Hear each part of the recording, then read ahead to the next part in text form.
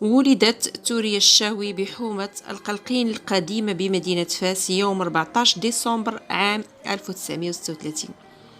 الأسرة ديالها كتكون من الوالد ديالها عبد الواحد الشاوي اللي كان رائد في المسرح المغربي، والوالدة ديالها زينة، والأخ ديالها صلاح الدين اللي كان فنان مشهور عاش في مدينة فيشي بفرنسا. كبرات في تربة صالحة وسط أسرة كتشجع على العطاء والمعرفة، وفي عام 1943 الوالد ديالها جاب لها أساتذة اللي كيلقنوها دروس في الفقه والنحو والتاريخ.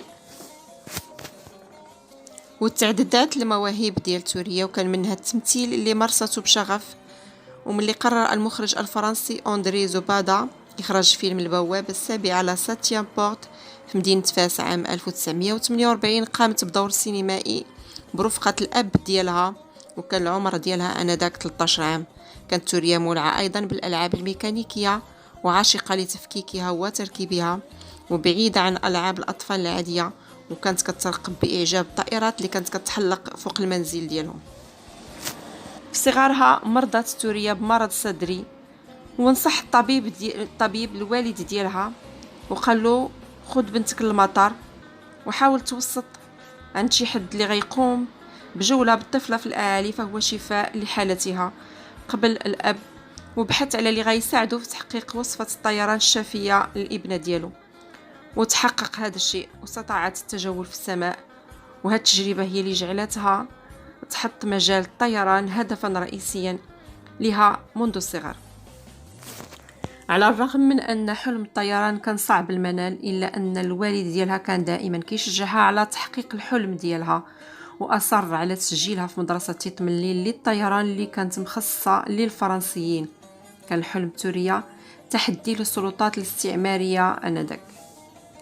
استطاعت تعلم الطيران بمدرسة تيتمليل بالدار البيضاء، وكانت توريا لا تزال في 16 من عمرها حين دخلت هذه المدرسة، وكان من الصعب وضع فتاة مغربية وحيدة وسط مدرسة محفوظة للنخبة الفرنسية، بالإضافة إلى الإسبان والإيطاليين. هذا بالإضافة إلى أنها كانت كتعرض للعنصرية، وكانت كتعرض للحقرة أيضا من العديد من الأساتذة ديالها.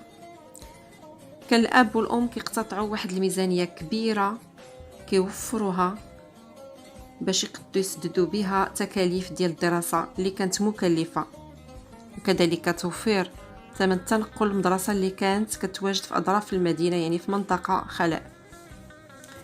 وملي جا يوم الامتحان صادف في يوم غير مناسب للطيران بسبب سوء الأحوال الجوية، ولكنها استطاعت التغلب والسيطرة على الطائرة، وأبهرت اللجنة خصوصا ملي حلقت على علو ديال 3000 متر وقطعت مسافة على شكل دائرة محيطها 40 كيلومتر. وبذلك حصلت توريا على شهادة الطيران عن عمر 15 سنة في عام 1951، ونجحت في امتحان الكفاءة لقيادة الطائرة.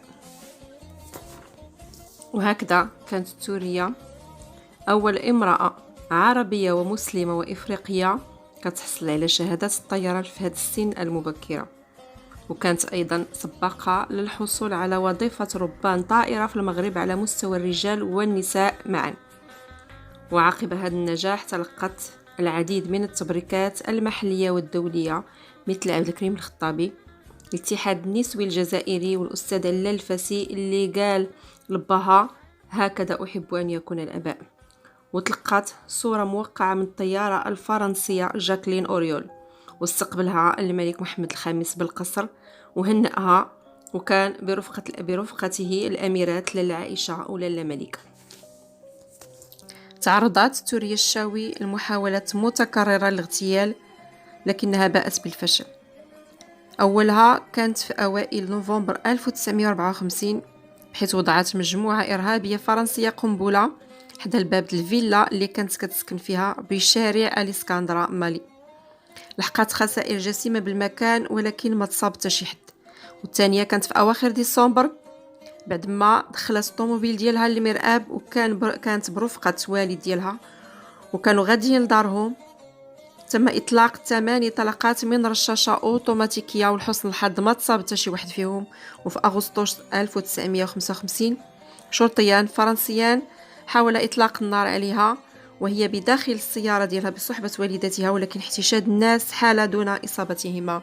في سبتمبر 1955 شرطيان أيضا ركبوا معها في السيارة ديالو، أمرها أنها تحملهم إلى مكان ما، ولكن هي امتنعت وبقات كتغوت وتجمعوا الناس، وهنا اتهموها الشرطيين بأنها دارت مخالفة في قانون السير وتم إخلاء سبيلها مباشرة.